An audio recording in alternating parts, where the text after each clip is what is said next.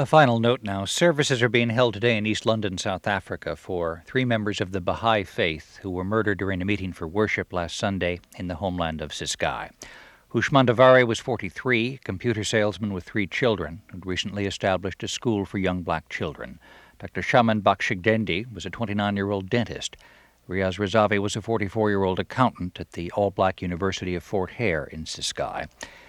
Last Sunday morning, they were part of a group of 13 men and women who were meeting for worship when four armed men rushed into the room and demanded that the group divide themselves between blacks and whites. The Bahais hesitated. Important among the tenets of their faith, founded in Persia in 1844, is the unity of all peoples and the equality of all races. Since Bahais arrived in South Africa about 40 years ago, they have refused to accommodate themselves to apartheid. The same cannot be said of many Christian and Jewish congregations, some of whom would denounce South Africa's cruel race laws, yet still hold segregated services. When the worshippers hesitated, the gunmen turned their weapons on those three men, who were all of Iranian ancestry and classified under the old race laws as white. They shot them dead.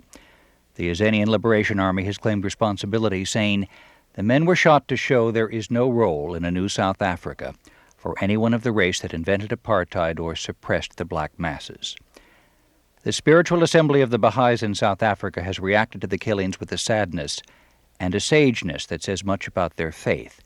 They've called the deaths of their brethren a tragedy, but go on to say that the last remorseless legacy of apartheid is that people who were brutally kept down because of their color might rise up now with indiscriminate revenge pressed into their hearts rather than love.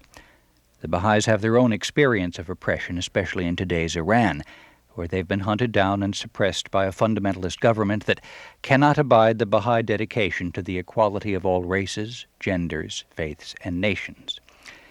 Last night I asked a Baha'i spokesman, one of those unavoidable reporters' questions, were the three men being buried today the only white worshippers among the 13, or were there others who were not shot?